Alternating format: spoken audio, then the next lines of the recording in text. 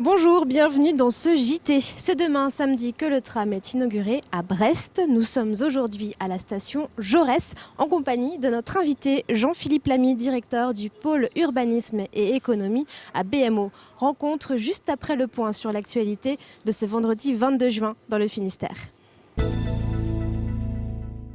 Les annonces et les rumeurs se multiplient autour de la situation économique de Doux. Le groupe volailler est en dépôt de bilan depuis le début du mois. Les administrateurs judiciaires sont toujours à la recherche de solutions financières. Ils envisageraient même la vente de certains sites. En attendant, au siège à Châteaulin, les syndicats de salariés dénoncent le flou qui entoure cette situation. Le point ce vendredi après-midi avec Frédéric Lorenzon. Les salariés de l'usine Doux de Châteaulin sont sortis tôt aujourd'hui de leur journée de travail. À l'intérieur de l'usine, les poulets manquent. On a une baisse de production depuis la semaine dernière qui continue. Aujourd'hui, les salariés ont terminé leur travail à 10h30 donc pour la partie abattage. Et donc ça va se poursuivre donc, sur l'équipe de l'après-midi pour garder un tout petit peu pour l'équipe de nuit un peu de travail. Donc c'est vrai que quand vous n'avez pas de travail, on demande au personnel de rentrer. Donc c'est encore d'autant plus inquiétant. Voilà. La semaine prochaine, sur le site de Châteaulin, une soixantaine de salariés doivent être mis en chômage partiel. Des salariés peu informés par la direction, de quoi renforcer l'inquiétude.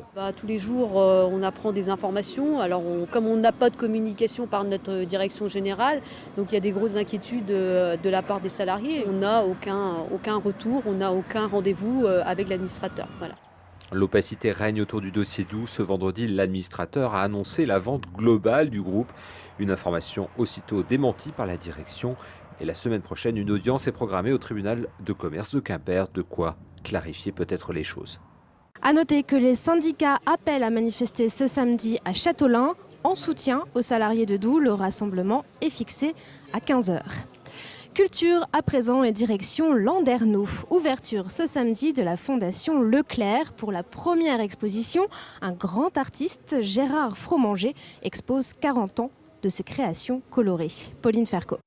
Ce fut le lieu du premier supermarché ouvert par Hélène et Édouard Leclerc. Ce week-end, une fondation d'art portant leur nom ouvre ses portes à Landerneau. Et pour célébrer l'événement, Michel-Édouard Leclerc a convié le grandiose Gérard Fromanger pour les premiers mois d'exposition. Et l'artiste ne s'est pas cantonné au simple rôle d'exposant. Quand il m'a présenté sa proposition, je dis je vais réfléchir, c'est formidable, c'est très bien, mais il faut voir quelle était la ligne sur 10 ans par exemple, c'était quoi le fondement du truc. Et on a fini par le clarifier ensemble, à vrai dire. Après il a ses idées, mais au départ c'était un peu flou, c'était un peu plein de bonne volonté, d'enthousiasme, de ça, mais on a un peu serré les boulons, disons. Les dizaines de toiles colorées sont parfaitement mises en valeur dans cet espace digne des grands centres d'art parisiens. Une fierté pour Michel-Édouard Leclerc qui, en mettant l'entrée à 4 € en plein tarif, souhaite casser l'étiquette élitiste dont souffre souvent l'art contemporain. C'est des clichés, mais permettez à un marchand de le dire qu'on va faire presque une mission de service public. Et c'est ça qu'on veut faire aujourd'hui. On peut le faire aussi. Leclerc, aujourd'hui, on peut le faire. On apporte à Landerneau, à la ville de Landerneau qui nous a fait naître, qui est à l'origine de notre réussite.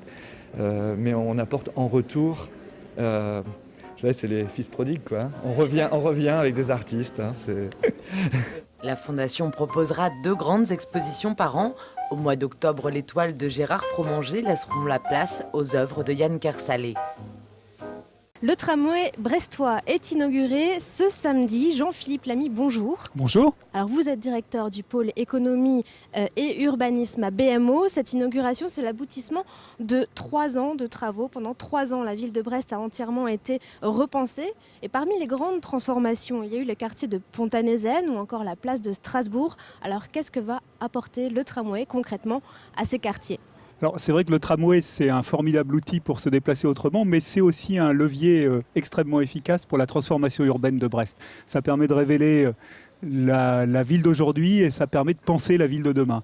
C'est ce qu'on a fait à Pont-à-Nézène et à Strasbourg. Sur le quartier de Pont-à-Nézène, par exemple, c'était un quartier de logements sociaux, 1500 logements sociaux, qui fonctionnait un peu comme une île, entourée de grandes voiries. Et les élus ont souhaité dévier le tracé du tramway pour le faire passer au cœur du quartier et créer une grande avenue qui structure totalement ce quartier du nord au sud et qui ouvre complètement ce quartier dans la ville.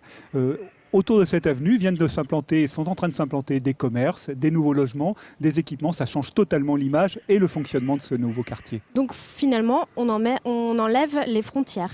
On enlève les frontières. C'est un outil pour relier les gens, le tramway. Alors le tramway a transformé la ville et va probablement transformer la façon de vivre des Brestois. Peut-être avec la sensation d'avoir une ville plus grande, non? Parce que le tramway va rapprocher des zones commerciales telles que Kergaradec, des zones qu'on a cherché finalement à éloigner dans les années 90. Alors on avait cherché à les éloigner parce qu'effectivement c'était le règne de la voiture. Maintenant effectivement on essaye de penser la ville globalement. Et ça va à la fois agrandir la ville comme vous le dites, mais ça va rapprocher les gens. Alors au-delà du côté pragmatique, il y a l'aspect artistique. 6 œuvres d'art ont été construites le long de la ligne de tramway Tour d'Horizon avec Camille Leca. De Pont-à-Nézène à la porte de Plouzané, c'était la dernière ligne droite cette semaine pour les 6 œuvres d'art qui vont border le nouveau tramway. Parmi les artistes du projet, 2 Brestois. Le premier, Hugues Germain, fignolait les derniers réglages de son installation sonore à la station du Puy-de-Laume. La partie la plus intéressante pour moi, c'est de venir finaliser les sons sur place. Ça s'est plutôt bien passé parce que j'ai eu du beau temps tout le week-end où j'ai fait ça. C'était vraiment la condition pour pouvoir le faire. Et pour faire les sons en vraie grandeur, pas en studio, sur le dispositif lui-même. La deuxième artiste brestoise, Sylvie Engauer, supervisait l'installation de son Data Horizon porte de Plouzané.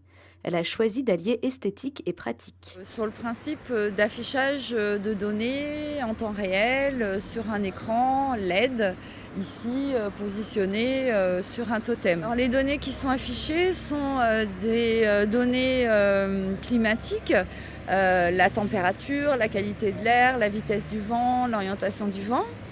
Et puis aussi, il y a des données en fait, qui sont liées au trafic, à l'activité du tram. Malgré les petits couacs de dernière minute, pas de panique, toutes les œuvres seront fin prêtes pour l'inauguration de dimanche. Toutes les œuvres seront livrées pour le jour de la veille de l'inauguration. Donc en soi, c'était important parce que trop souvent, on a eu l'habitude d'inaugurer à part les œuvres d'art et il me semble que encore une fois, le lien ici est extrêmement fort entre une démarche urbaine, une démarche de vie quotidienne et la démarche artistique qui s'inscrit dans cette volonté de lien entre les habitants. Rendez-vous est donc fixé dimanche aux abords des stations pour découvrir les œuvres en présence de leurs créateurs. Alors Jean-Philippe Lamy, le tramway, ça va aussi inciter les automobilistes, les piétons, les utilisateurs de bus à circuler différemment. Non ? Comment ça va se passer ? Alors c'est vrai qu'on parle beaucoup du tramway, mais en fait c'est un projet global. On a repensé l'ensemble du fonctionnement des déplacements à Brest. Tout le réseau de bus est reconfiguré et très nettement amélioré avec des fréquences beaucoup plus importantes, des amplitudes beaucoup plus importantes. Donc c'est bien un projet pour l'ensemble des habitants de l'agglomération. Et puis on a donné sa place aux piétons en centre-ville. Il n'y avait pas de rue piétonne à Brest, il y a maintenant 2,5 km de rue piétonne. Et on a commencé une vraie politique en termes de déplacement vélo avec des pistes cyclables sur l'ensemble de l'agglomération. Et tout ça, ça va demander de nouveaux réflexes. Oui, c'est des nouveaux réflexes, mais je pense que ça va venir vite. On a l'exemple des villes qui disposent déjà de tramway et on voit que ces réflexes, ils s'acquièrent très vite. Alors, autre équipement qui viendra compléter le tramway, c'est le projet de téléphérique en bas de Siam qui va relier le bas de Siam au Capucin par-dessus Lapinfeld, c'est ça. C'est notre prochain grand projet, effectivement, avec un objectif de livraison en 2015, en même temps que les ateliers des Capucins. Un projet totalement intégré au réseau de transport. Avec le ticket de tramway, avec le ticket de bus, vous prendrez le téléphérique et vous accéderez directement aux ateliers. Qu'est-ce que ça va apporter en plus ? Le lien entre la rive gauche et la rive droite. Je crois que vraiment, on veut que les ateliers, on veut que ce nouveau quartier des Capucins, il fasse partie du centre-ville. Donc ce sera extrêmement facile d'aller aux ateliers grâce à ce téléphérique. Mais le tramway aussi fait le lien entre ces deux rives, ceci dit. il fait le lien, mais en passant par on offre plein de possibilités. C'est bien on est dans une logique de maillage, de donner plus de possibilités. On est sur une logique de franchissement piéton très simple et direct entre Siam et les ateliers des Capucins. Merci Jean-Philippe Lamy d'être venu nous parler de ce tramway brestois qui, je le rappelle, est inauguré demain, samedi. Voilà, c'est la fin de ce journal, le dernier JT de la saison. La semaine prochaine, TBO passe à l'heure d'été, alors je vous donne rendez-vous lundi pour un été BO. Bon week-end, au revoir.